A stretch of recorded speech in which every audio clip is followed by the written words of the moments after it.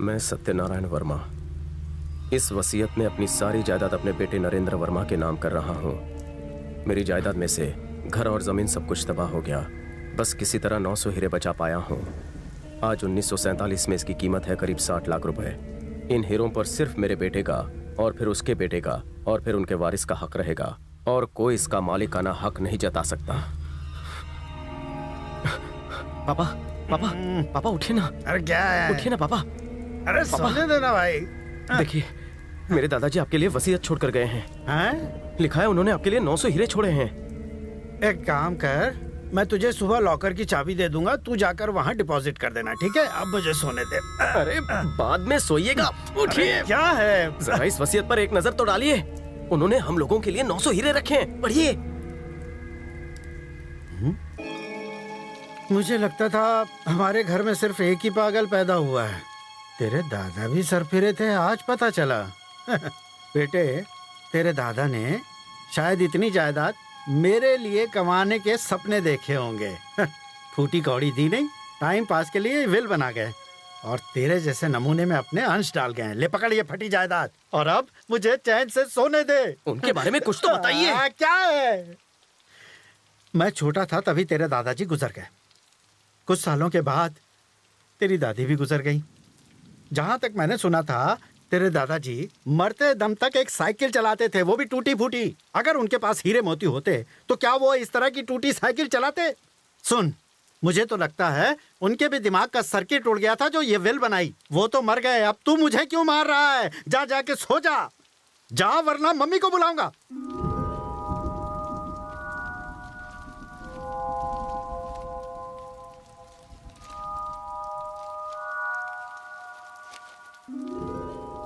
अगस्त 1947 पाकिस्तान से हिंदू और सिखों को खदेड़ा जा रहा था। डरा सहमा सा मैं घर में रेडियो सुन रहा था। दंगे फैलाने वालों को रोकना पुलिस के बस से भी बाहर हो गया है। पुलिस ने जनता से निवेदन किया है कि वो अपने अपने घरों में ही रहें। लुटेरे नामचीन लोगों को मारकर उन्हें लूट रहे हैं। पूरे शहर मदद के लिए मैंने दोस्तों को फोन किया। चारों तरफ अफरा तफरी। मोहम्मद भाई, मैं सत्यनारायण बोल रहा हूँ। हाँ बोलिए। देखिए, मुझे बहुत डर लग रहा है। क्या दंगे खत्म होने तक मैं आपके घर में रह सकता हूँ? अगर आप हमारे साथ रहेंगे तो वो हमें और हमारे परिवार को भी मार डालेंगे। किसी से मत कहिएगा कि हम दोस्त हैं। हेलो पुलिस स्टेशन, बाहर दंगे चल रहे हैं, मारकाट मची हुई है।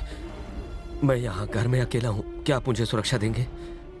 पुष्प कलावती नाम की हीरों की दुकान का मैं इसकी तो एड्रेस नहीं पढ़ पा रहा हूँ। अभी आना बहुत मुश्किल है हुजूर। अगर आपको अपनी जान बचानी है तो फौरन देश छोड़ दीजिए। मैं घबराहट में अपनी सूझबूझ खो बैठा था।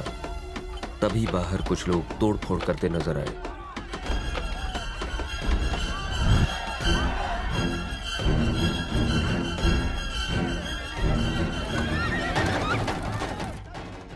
इससे पहले कि वो मुझ तक पहुंचते, मैंने वहां से निकलने का फैसला किया। पैसे, गहने और हीरे झोली में भरे और अपनी कार की ओर भागा।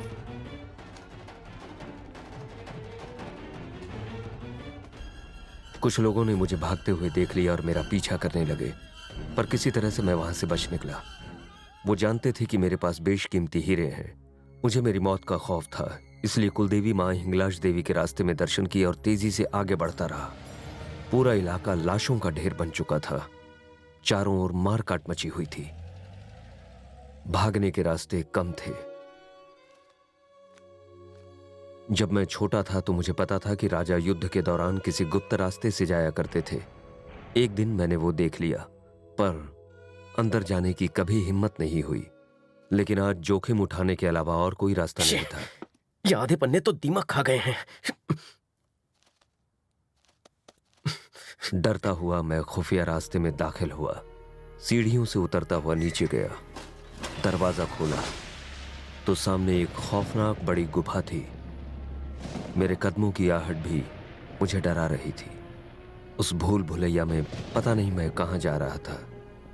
तभी अचानक एक कंकाल से टकराया। कंकाल से टकराते ही एक चेन मेरे हाथ में गिरी। मैं डर गया। चेन लेकर मैंने वापस लौटने का फैसला किया। सारे रास्ते एक जैसे थे, इसलिए मैं रास्ता भटक गया।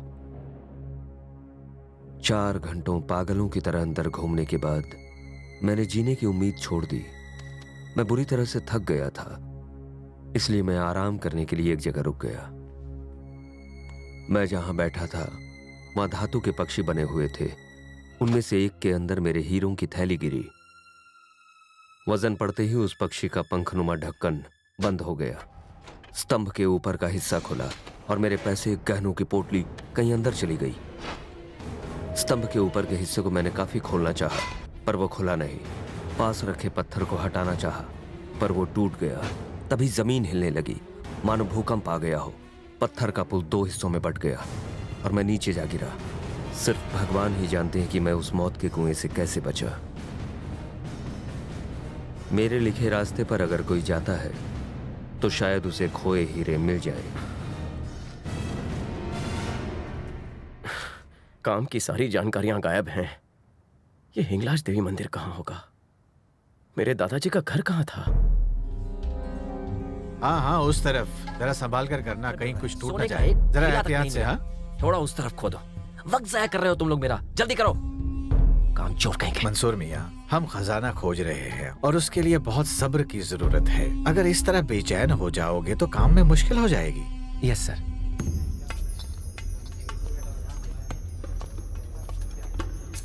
बड़े साहब, जरा यहाँ आइए जल्दी।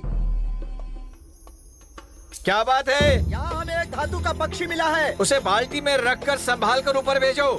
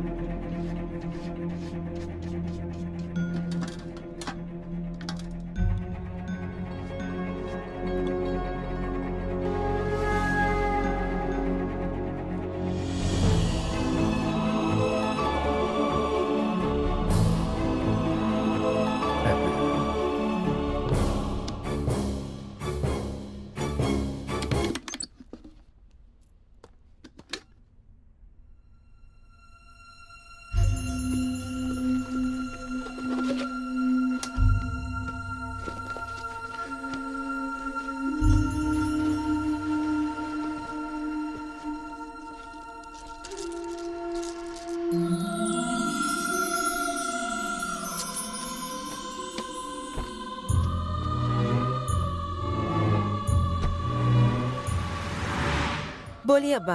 अरे गुड न्यूज है। क्या हुआ? खजाने के हम बेहद करीब हैं। कनिष्क साम्राज्य के धातु के पक्षी का स्टैचू हमें मिल गया है।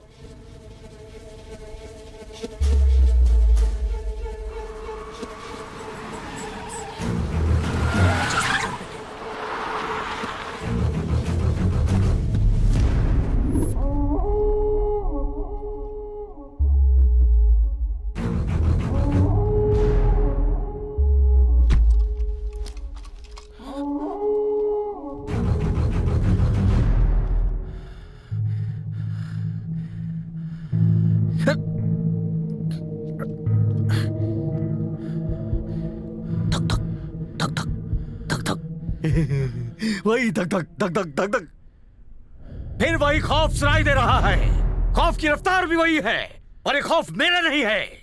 इसे एक ही खौफ है कि कहीं वो बेशकीमती खजाने तक मैं ना पहुंच जाऊं।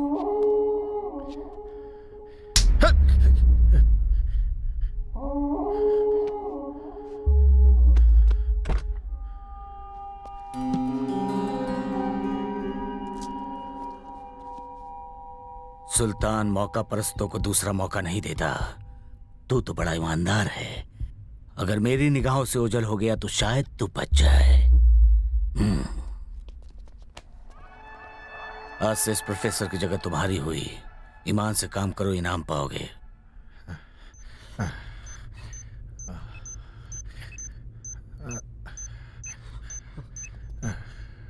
भाग! जब तक तेरे पैर चलेंगे तब तक तेरी सांसें।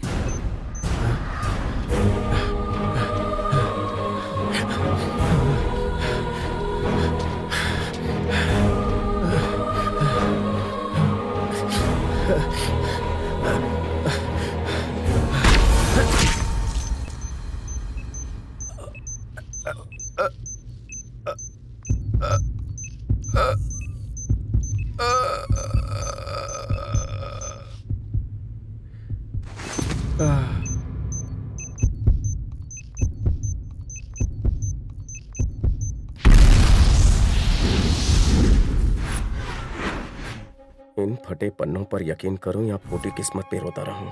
अगर ये मनगढ़ंत कहानी है तो दादाजी से इस तरह हिफाजत से क्यों रखते?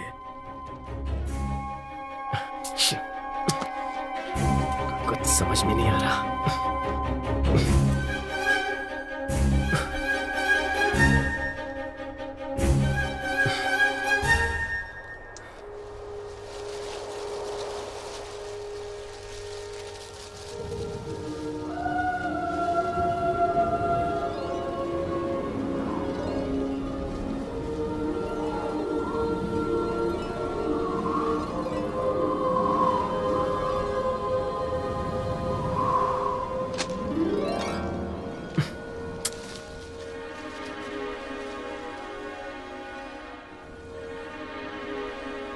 हिंगलाज देवी?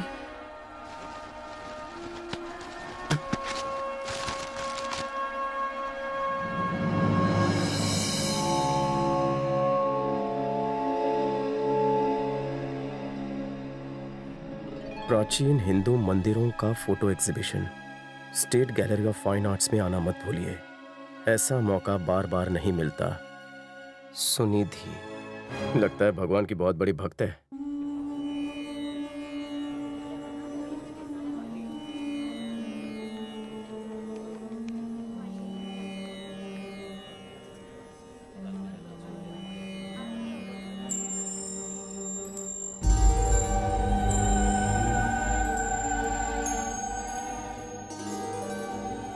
हिंगलाज मंदिर पाकिस्तान।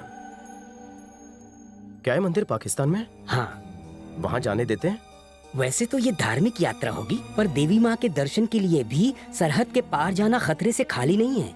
और तो और पाकिस्तान का वीजा मिलना भी उतना आसान नहीं। यहीं से आशीर्वाद ले लो और घर जाओ बेटा।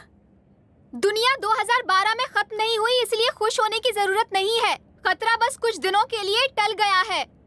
पाप इतना बढ़ गया है कि सृष्टि का विनाश निश्चित है। आप ये तभी समझ पाएंगे जब विनाश की पिछली घटनाएं देखेंगे। कभी सुनामी, कभी भूकंप, तो कभी बाढ़ और कभी आतंकवादी हमले। कभी गर्मी में बरसात तो कभी बरसात में 12 फुट पानी। इसलिए दुनिया तबाह होने से पहले सारे विख्यात और प्राचीन मंदिरों में माथा टेकने जाना चाहिए, ताकि आपके पापों का प्रायश्चित हो सके।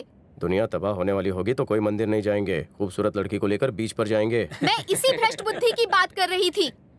हमें भक्ति मार्ग पर जाने से रोकने के लिए ऐसे अनगिनत बेवकूफ मिलेंगे। इन जैसों की बातों पर ध्यान मत देना। मैंने आज तक काफी प्राचीन देवालयों की यात्रा की है। And my next stop is Pakistan में स्थित सबसे शक्तिशाली मंदिर, हिंगलाज देवी का मंदिर। वहाँ जाना कुछ लोगों की आखिरी इच्छा है, ऐसा हमने पाकिस्तान एम्बेसी को कहा है। तभी वो ग्रुप वीजा देने के लिए तैयार हो गए हैं। तो सोचिए मत, जो भी पाकिस्तान आना चाहता है अपना हाथ उठाए। ऐसा मौका शायद दोबारा ना मिले। पाकिस्तान जाने की बात ऐसी कर रही है जैसे पार्क में घूमने जाना है।